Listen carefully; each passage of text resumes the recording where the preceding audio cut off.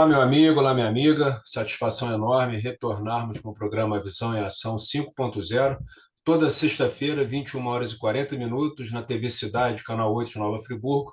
Uma nova edição preparada com muito carinho, especialmente para você, que vai sendo repetida ao longo da semana.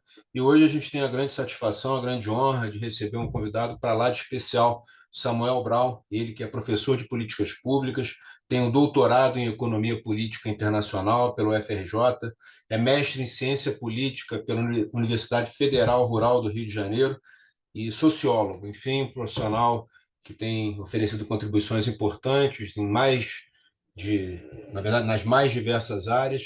E a gente traz o Samuel para tentar compreender um pouco esse mundo tão conturbado que a gente vive. A gente que tem o hábito de falar sempre sobre questões locais, mas eu acho que a gente tem que seguir aquela linha, né, do pensar global e o agir local. Então, por isso, a gente consegue aqui um espaço na agenda do Samuel, que é uma agenda super corrida, para dialogar sobre as perspectivas dele. Ele que tem um perfil muito interessante no antigo Twitter, atual X, em que ele está sempre publicando reflexões, muitas vezes, praticamente todas as vezes que eu vi, pelo menos até agora, contra-hegemônicas, né? Então, acho que é uma reflexão importante, porque a grande mídia caminha numa direção e a gente precisa ter uma compreensão mais ampla desse mundo, ainda mais nessa época que a gente está aí finalizando 2023, prestes a ingressarmos em 2024. Quero te agradecer muito, Samuel. Sei que, como falei anteriormente, sua agenda é muito corrida e é uma honra poder contar com a sua presença aqui. E seja muito bem-vindo ao Visão em Ação. Berli, muito obrigado pelo convite. É sempre um prazer trabalhar contigo, né? Nós temos várias frentes de trabalho juntos na UERJ, em outras frentes também. É sempre um prazer conversar contigo e foi um prazer enorme quando você me convidou para estar aqui participando do programa, debatendo, enfim, conversando contigo sobre os variados assuntos que a gente vai abordar hoje. Maravilha, Samuel. Prazer todo meu. Tenho aprendido muito contigo, com toda a equipe, profissionais de alto nível que cuidam de ações voltadas à coletividade. Isso é sempre muito importante. Samuel, vamos começar falando sobre esse conflito mais recente, né, que aterrorizou o mundo desde o início e que vem numa escalada com algum cessar-fogo, mas logo em seguida retomada. Enfim, como é que você avalia essa questão, que é uma questão histórica? Eu sei que valeria aqui a gente fazer uns 15 programas para resgatar historicamente tudo isso, mas eu queria que você aproveitasse a sua capacidade de síntese e nos apresentasse a sua reflexão a respeito. Bom, vamos começar pelo final. Ontem, né, nós estamos gravando hoje num sábado. Ontem, numa sexta-feira, foi votado mais uma vez no Conselho de Segurança da ONU uma resolução que tentava impor o cessar-fogo, né, entre o exército de Israel e as forças militantes do Hamas.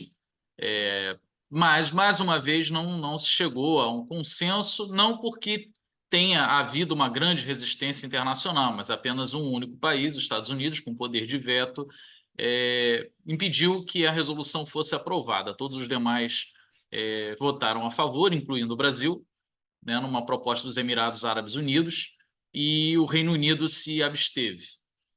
Muito bem, isso aí é o último capítulo que nós temos de uma sucessão de tentativas de colocar o cessar-fogo àquele conflito, que é um conflito que ele ganha mais calor, vamos dizer assim, ele entra numa fase mais aguda de outubro para cá, né, após uma das ações do grupo do Hamas, na verdade do grupo do braço armado, né, do Hamas, que são as Brigadas Al-Qassam, no território israelense, no dia 7 de outubro. De lá para cá, Israel vem com uma resposta militar e a coisa tem avançado, né, para um número exorbitante de mortes. A última medição que eu tive acesso eram 17 mil mortos, num território que é um pouco maior do que o espaço da Barra da Tijuca, Recreio Jacarepaguá, no Rio de Janeiro, para quem conhece mais ou menos a cidade do Rio.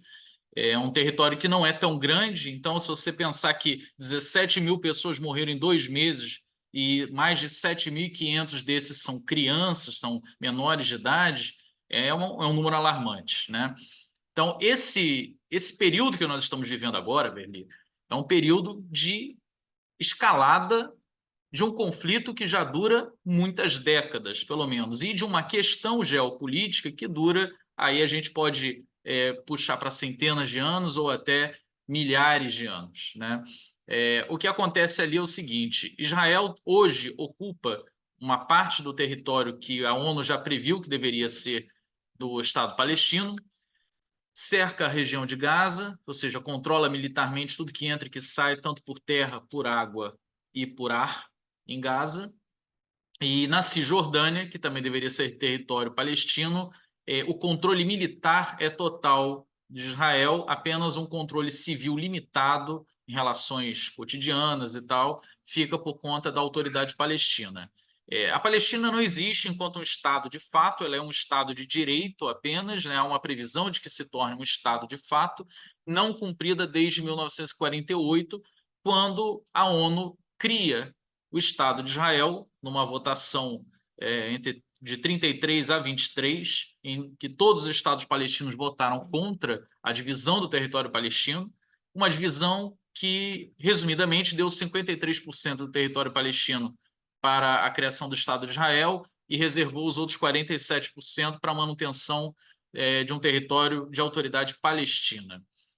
Naquela época, todos os países árabes foram contra, entendendo que estavam abrindo mãos de 53% do território que lhes pertencia historicamente. Por outro lado, um movimento sionista, que já já eu falo o que significa, que representava, né, os judeus nessa querela ali, ele defende que aquele território, todo ele, inclusive mais além dele, até para onde hoje é a Jordânia, parte do Egito, parte do Líbano, é o que eles chamam de Eretz Israel, né, que é a grande Israel, a terra de Israel, as terras de Israel. É uma referência milenar, muito voltada para a questão religiosa, né, do judaísmo, considerando que todo aquele território é uma promessa divina para os judeus. E, bem, os atuais judeus, né, estamos nos referindo principalmente a uma etnia por conta da sua religião, do exercício permanente da mesma religião ao longo desses milênios, são, em grande parte, oriundos da Europa. Durante séculos estiveram, enfim, espalhados em outras regiões do mundo, mas principalmente na Europa Oriental, mantendo uma certa permanência de costumes, de tradições, alguns deles, na verdade, sendo incorporados ao judaísmo pela conversão à fé judaica, né, e não por uma descendência étnica, e no começo do século passado migraram para a região da Palestina, num processo que já já eu falo também um pouquinho mais. Mas, enfim, esses que reivindicaram e conquistaram 53% do território para a formação do Estado de Israel são, na sua esmagadora maioria, descendentes de europeus que migraram para a Palestina no começo do século passado. Já do outro lado, entre os palestinos, é uma permanência de descendentes de pessoas que vivem há centenas de anos e alguns há milhares de anos nesta mesma região. Não há uma movimentação, não há uma migração. São pessoas enraizadas naquele local há muito tempo. Essa divisão, Verli, me desculpa se eu estou demorando um pouco nessa primeira resposta, porque a questão é bem ampla. Importantíssimo. Ela surge a partir de uma coisa chamada Mandato Britânico na Palestina. Então, de 1917 até 48, quando é criado o Estado, que eu me referi, o Império Britânico e depois o Reino Unido, né, ele domina a região com autorização da antiga Liga das Nações, que é a antecessora da ONU. A Liga das Nações, ela dá ao Império Britânico e depois ao Reino Unido esse mandato sobre a região da Palestina e dá outras regiões vizinhas para a França e outra para a Rússia. Isso tudo em 1917. Lembrando que em 1917 está terminando a Primeira Guerra Mundial. Então, aqueles que tiveram a vitória na Primeira Guerra Mundial dividem entre si o território do antigo Império Otomano. O Império Otomano, derrotado na Primeira Guerra Mundial, é um império onde estava a Palestina inserida. A Palestina era um dos, digamos assim, reinos, né, vassalos dentro do Império Otomano.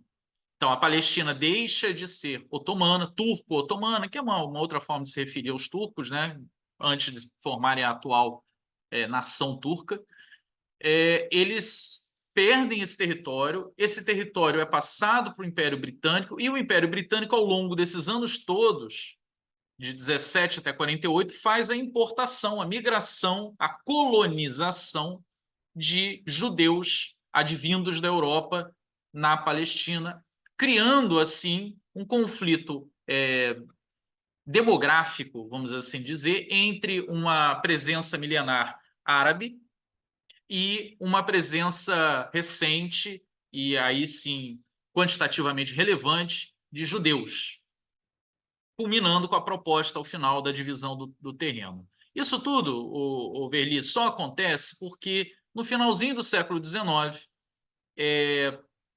surge um movimento chamado sionismo. O sionismo é a organização em torno de um movimento político de judeus, ou até não judeus, mas que defendem para a etnia judaica um Estado étnico, um Estado racial, um Estado de judeus, exclusivamente de judeus. Essa defesa é feita, claro, baseada em séculos de perseguição que os judeus sofrem na Europa, principalmente na Europa oriental. A não absorção desses judeus completamente na cultura europeia leva a séculos de ressentimento verdadeiro, né? De não consigo ser inserido aqui, não adianta, gerações tentam e gerações morrem, são perseguidas, então nós precisamos de uma terra própria para nós.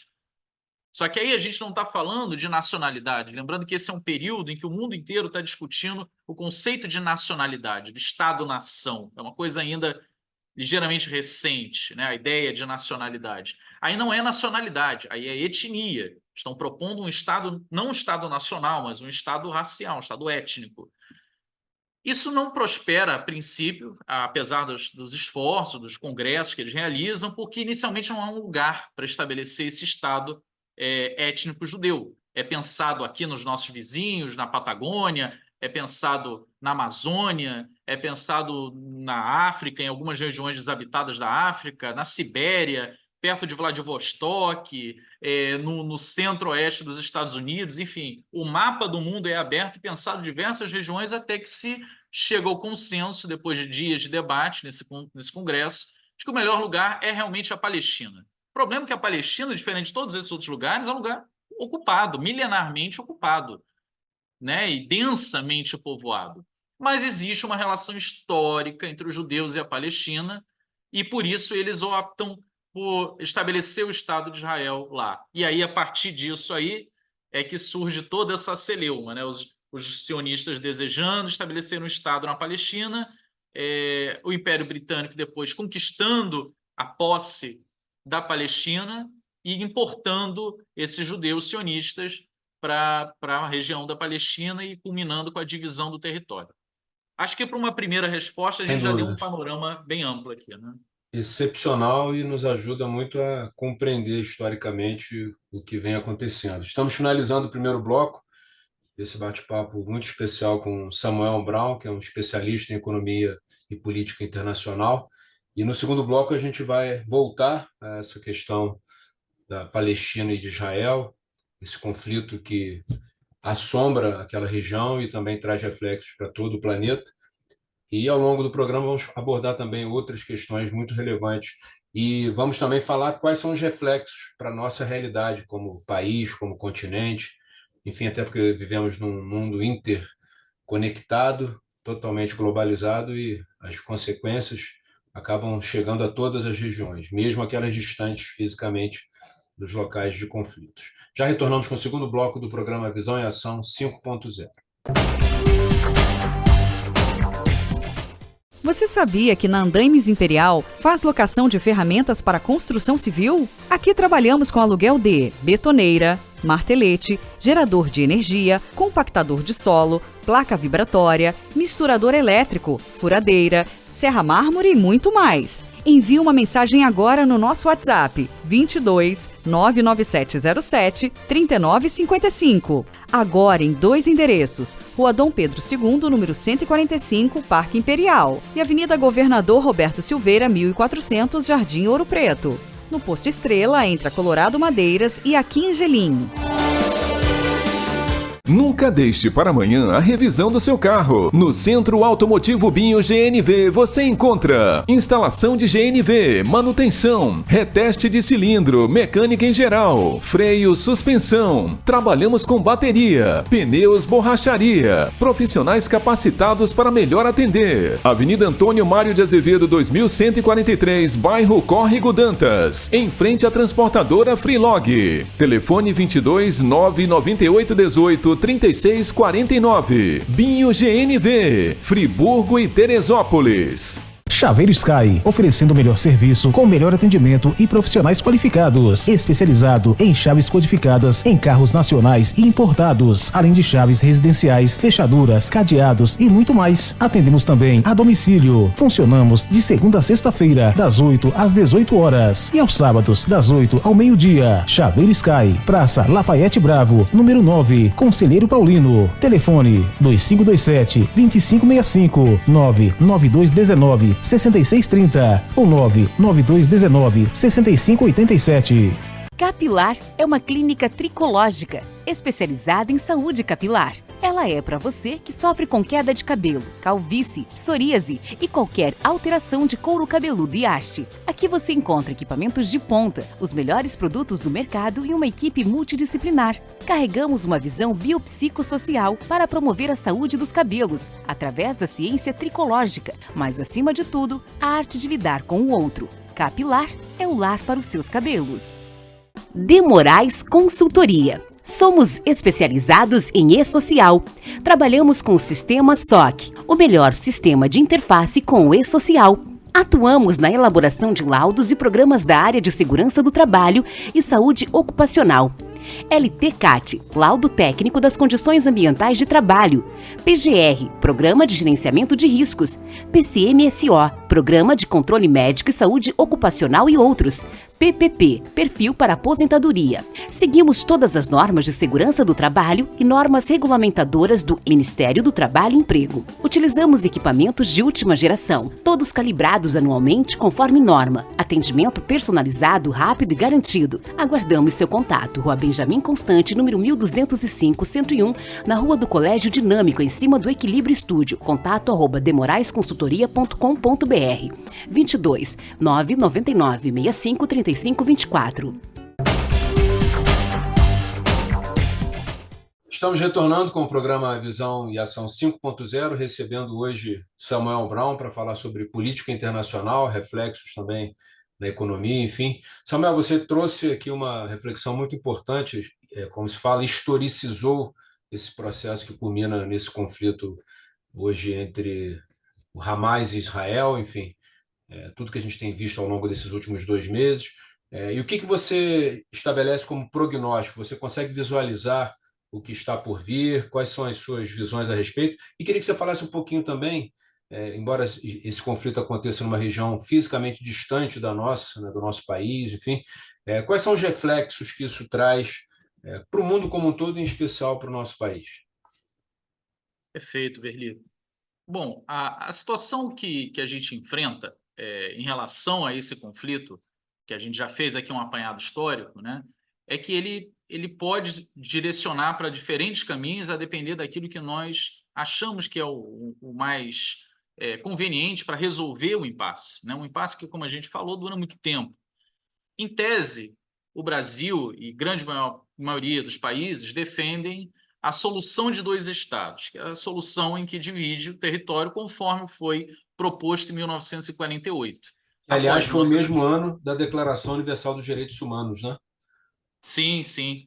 E a divisão proposta naquela época nunca foi cumprida, né? Primeiro porque os Estados árabes não concordam com a divisão, como eu falei, então eles nunca aceitaram essa proposta, eles acham que o território deve ser todo palestino.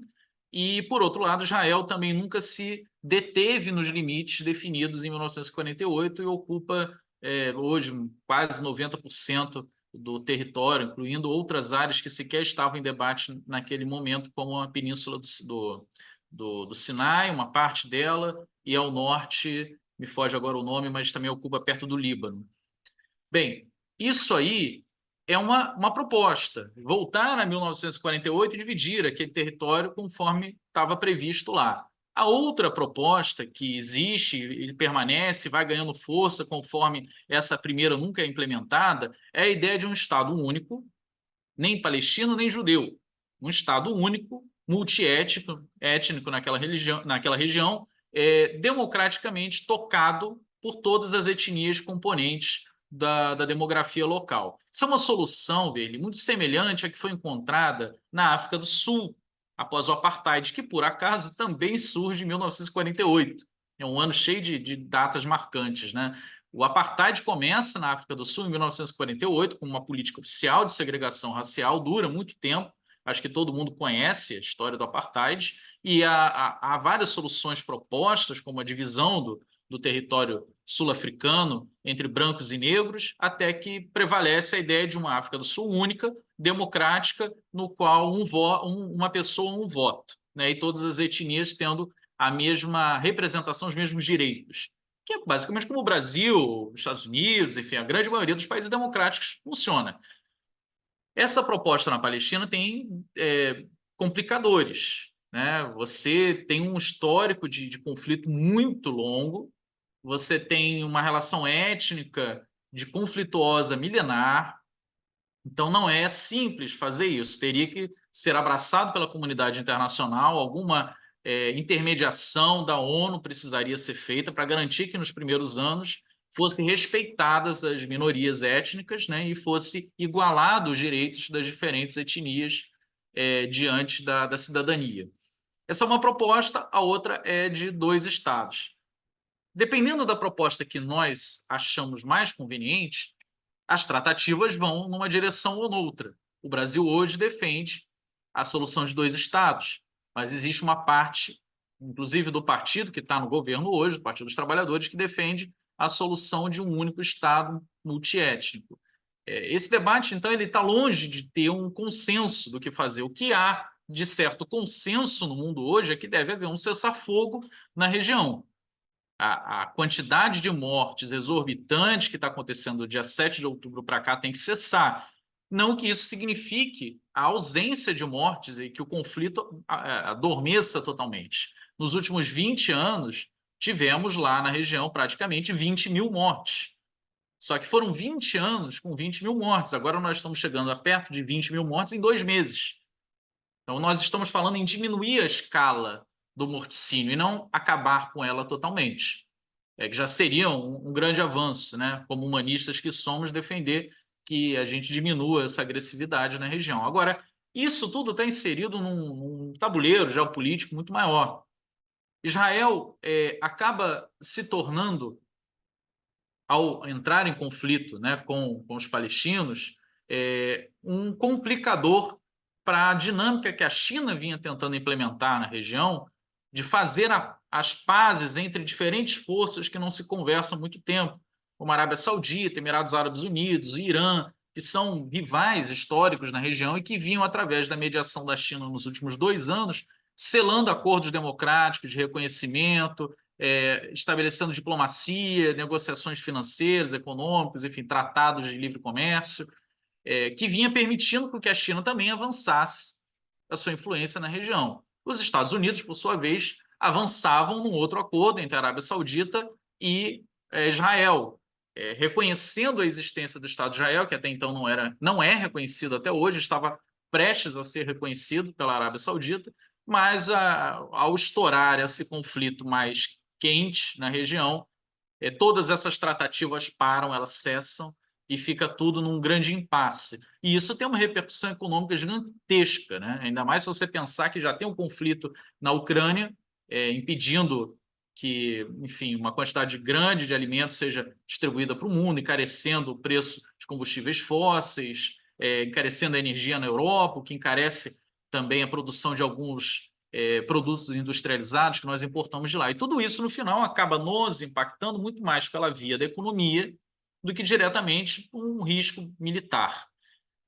O Brasil tenta jogar um papel importante, tentou ao longo dos últimos 2 meses, quando esteve à frente do Conselho de Segurança da ONU, aprovar alguma proposta de cessar-fogo, de mediação do conflito. Não conseguiu por aquilo que nós já falamos no primeiro bloco, né? Um veto dos Estados Unidos na votação que chegou mais perto de ser aprovado. O Brasil mesmo apresentou 2 propostas de resolução, ambas rejeitadas pelos Estados Unidos, uma rejeitada pelos Estados Unidos e França e Inglaterra, todos eles com poder de voto, e a outra apenas pelos Estados Unidos. Não conseguiu, durante a sua presidência do Conselho, chegar a esse consenso. Agora, diante da presidência da China, ainda também não foi possível alcançar o consenso para o cessar-fogo, mas o Brasil ainda continua jogando um papel muito relevante nesse debate, inclusive a nível local, né, a nível regional. Se você pensar que vários países da América do Sul já romperam relações diplomáticas com Israel e retiraram os diplomatas de Israel como uma forma, né, que é assim que a diplomacia faz, olha, eu estou rompendo com você. Nós não reconhecemos mais a sua existência para dialogar pelos motivos declarados aqui, você não é mais digno de dialogar conosco. Então, isso foi feito para alguns países da América do Sul em relação a Israel. O Brasil não fez, porque o dia que o Brasil fizer, pelo peso geopolítico que o Brasil tem na América do Sul, esse é um caminho dificilmente tem volta ou uma volta não traumática. Então, grande parte da base petista, da base de esquerda, cobra o presidente Lula para que tenha uma postura mais incisiva em relação, principalmente ao embaixador de Israel no Brasil, né, que tem se misturado em assuntos de política interna, reunido com o ex-presidente Bolsonaro, enfim. De fato, tudo que o embaixador tem feito no Brasil, se fosse um outro momento, tivéssemos em outras condições de temperatura e pressão, provavelmente o Brasil já teria pedido a Israel a retirada desse embaixador. Mas, diante de um conflito muito maior, muito mais significativo que está acontecendo lá, e as repercussões que seria o Brasil tomar uma atitude dessa, a diplomacia brasileira finge que não está vendo o que aconteceu, tenta caminhar uma segunda milha e manter o diálogo com o embaixador de Israel aqui no Brasil. Esses são os impactos mais diretos, assim, mais econômico e de tensão diplomática para o Brasil, né? Isso impacta a gente dessa forma. E, claro, impacta o papel que o Brasil pode ter diante do mundo, e é muito esperado desde que o Lula assumiu a presidência, aquele discurso do Brasil voltou, né? Então, esses 2 desafios, a guerra na Ucrânia e agora o conflito no Oriente Médio, eles botam a teste a capacidade do Brasil de ser um grande player internacional, porque é isso que o Brasil tenta colocar. Se você tem o bloco ocidental, né, liderado pelos Estados Unidos, estabelecido há décadas, de um lado, e agora um outro bloco surgindo do lado de lá, que é a China, a Rússia e alguns países orientais, criando um bloco econômico, militar e geopolítico relevante do outro lado, o Brasil tenta participar um pouco dos 2 blocos, mas está no bloco das nações do meio, das nações que estão fazendo a ponte entre essas 2 potências, né?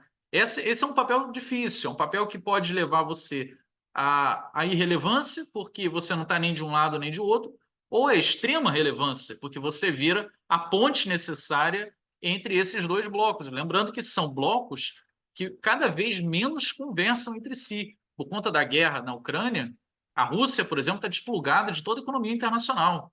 Ela não tem acesso ao dólar, ela não pode transacionar em dólar, ela não usa o SWIFT, que é a plataforma internacional de negócios, então ela tem a sua própria plataforma com os países do Oriente.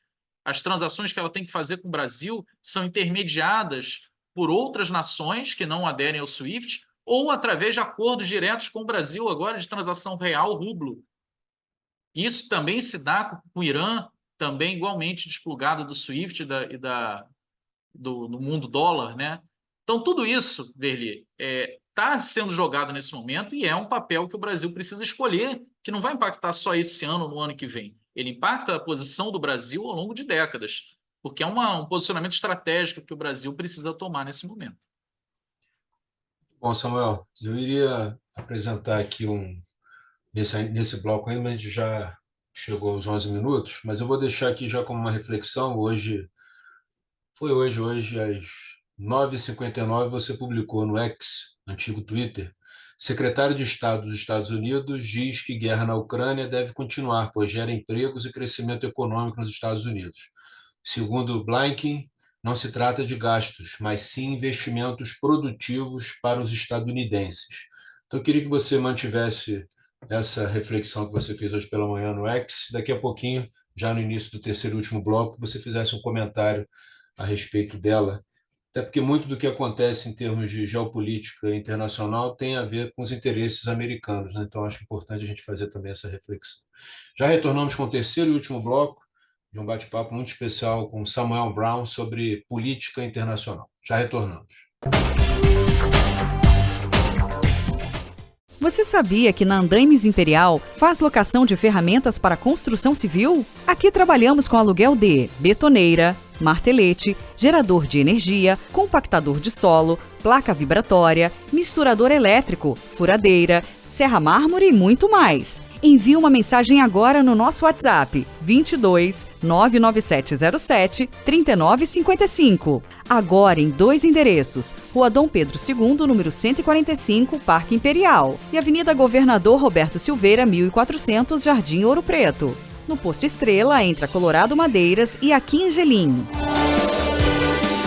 Nunca deixe para amanhã a revisão do seu carro. No Centro Automotivo Binho GNV você encontra instalação de GNV, manutenção, reteste de cilindro, mecânica em geral, freio, suspensão. Trabalhamos com bateria, pneus, borracharia. Profissionais capacitados para melhor atender. Avenida Antônio Mário de Azevedo 2143, bairro Córrego Dantas, em frente à transportadora Freelog. Telefone 22 998 18 3649. Binho GNV, Friburgo e Teresópolis. Chaveiro Sky, oferecendo o melhor serviço com o melhor atendimento e profissionais qualificados, especializado em chaves codificadas em carros nacionais e importados, além de chaves residenciais, fechaduras, cadeados e muito mais. Atendemos também a domicílio. Funcionamos de segunda a sexta-feira, das 8 às 18 horas e aos sábados, das 8 ao meio-dia. Chaveiro Sky, Praça Lafayette Bravo, número 9, Conselheiro Paulino. Telefone 2527-2565, 99219-6630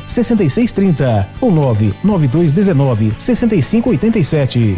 Capilar é uma clínica tricológica, especializada em saúde capilar. Ela é para você que sofre com queda de cabelo, calvície, psoríase e qualquer alteração de couro cabeludo e haste. Aqui você encontra equipamentos de ponta, os melhores produtos do mercado e uma equipe multidisciplinar. Carregamos uma visão biopsicossocial para promover a saúde dos cabelos, através da ciência tricológica, mas acima de tudo, a arte de lidar com o outro. Capilar é o lar para os seus cabelos. De Moraes Consultoria. Somos especializados em e-social. Trabalhamos com o sistema SOC, o melhor sistema de interface com o e-social. Atuamos na elaboração de laudos e programas da área de segurança do trabalho e saúde ocupacional. LTCAT, Laudo Técnico das Condições Ambientais de Trabalho. PGR, Programa de Gerenciamento de Riscos. PCMSO, Programa de Controle Médico e Saúde Ocupacional e outros. PPP, Perfil para Aposentadoria.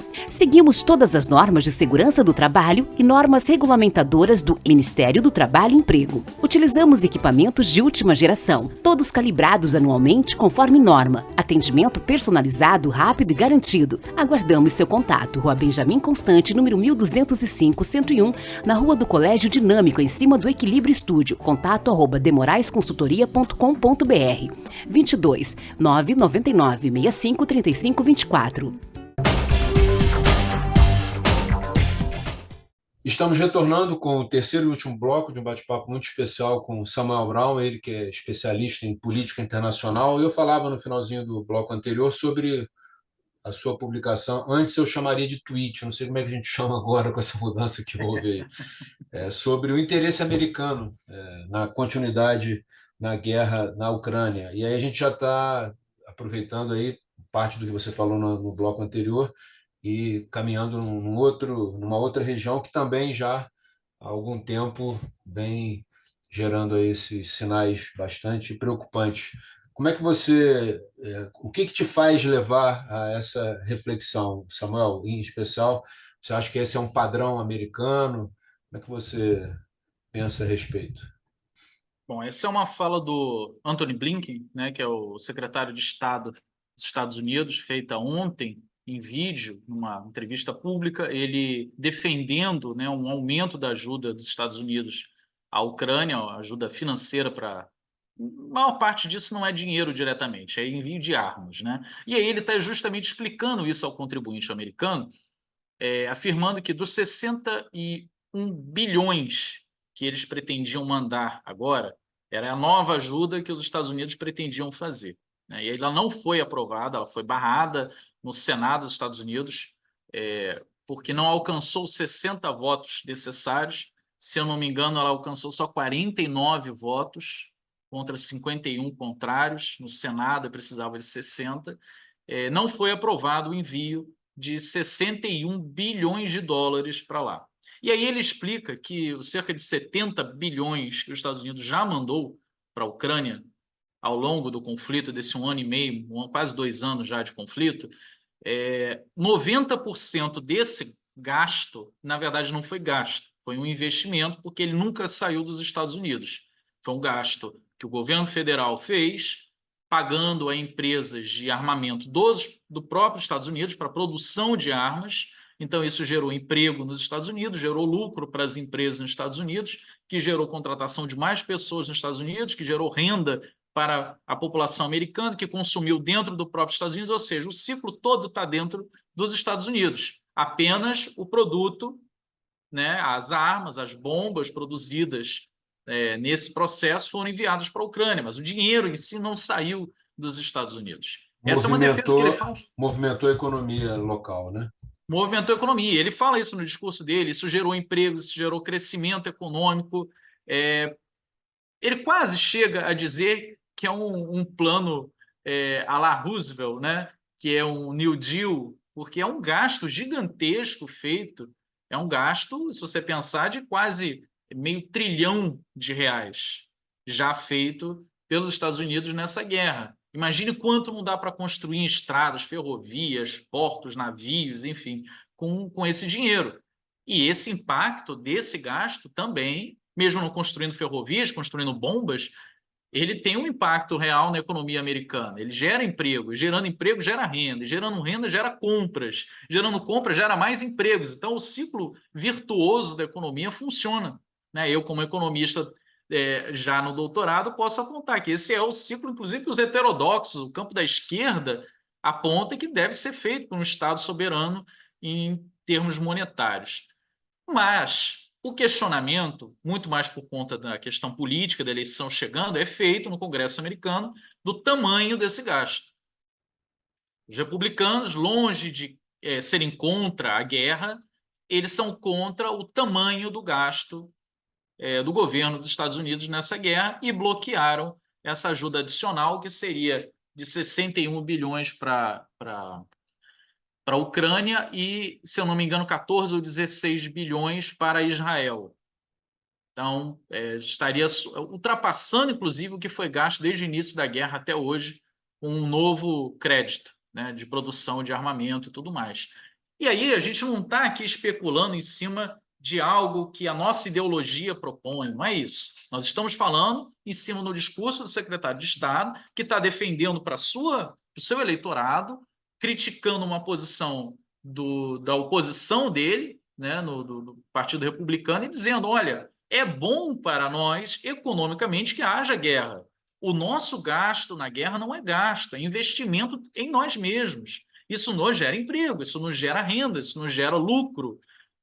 Veja que não sou eu que estou falando, não é você, Verli, não é um partido aqui do Brasil de extrema esquerda, sabe? É o próprio secretário de Estado falando uma coisa que, embora seja uma obviedade para quem estuda a questão, às vezes é tratado como se fosse um mito, como se fosse uma teoria da conspiração. Os Estados Unidos planta guerras no mundo para lucrar. Isso é a teoria da conspiração, nada disso. Não, efetivamente, o processo econômico gera isso. E poucas vezes é dito tão claramente como o Blinken se pronunciou ontem. Então, a guerra na Ucrânia está chegando num momento delicado. Estamos no inverno, chegando no inverno na Europa, né, no hemisfério norte. É o período em que as tropas ucranianas não podem avançar, não têm condições de avançar. É o período que a Rússia, historicamente, sempre consegue maiores avanços em todas as guerras que ele participou ao longo da história. Foi assim também na guerra da Ucrânia no último inverno. A contraofensiva ucraniana, ao longo desse ano, do período mais quente, ela não conquistou de volta nem 3% do território que havia perdido no inverno passado. E sem esse financiamento dos Estados Unidos e a Europa também já cortando grande parte da sua capacidade de entrega, não porque queira ou por uma questão política, mas por uma limitação física de produção de armamentos, de bombas, sem deixar os países, né, desguarnecidos, eles já tinham avisado que não teriam como mandar a quantidade de armamento pedido pela Ucrânia. E agora, se os Estados Unidos também não envia esse armamento, a Ucrânia fica numa situação muito complicada, muito tensa, para passar esse inverno sem outras perdas gigantescas de território. E aí o conflito está longe de terminar, pelo contrário, ele vai cada vez se agravando mais, porque caso a Rússia queira, ela consegue avançar mais sobre o território ucraniano nesse inverno. Bom, Samuel, nós temos ainda 2 minutos e meio. Eu queria te fazer uma pergunta e pedir para você exercitar a sua capacidade de síntese nesse caso específico, porque anteriormente foi muito importante você falar de forma mais ampla. A ONU deveria ter um papel mais proeminente nessa organização, nessa conscientização até mesmo dos países, enfim, mas a gente percebe que a própria ONU está sofrendo bastante críticas de regiões e países diversos. Nesses 2 minutos que nos restam, o que você sinalizaria como estudioso do tema? O que a ONU precisaria fazer para voltar a ter um papel mais relevante, mais efetivo? A ONU precisa de uma mudança muito drástica. Isso tem sido dito cada vez mais países. O Brasil fala isso há décadas. Desde que o Lula assumiu a presidência em 2003, ele fala isso permanentemente. O Sul Global tem falado isso constantemente. O BRICS, hoje, fala isso abertamente como um grupo de nações que tem praticamente metade da economia global, né, dentro desse seu bloco. Então, a ONU fica cada vez mais emparedada como um instrumento do G7, que são as 7 nações mais ricas, né, e sem poder para tomar decisões efetivas, como a gente tem visto na guerra na Ucrânia, na guerra agora na Palestina, enfim, todas essas conflitos e outros mais.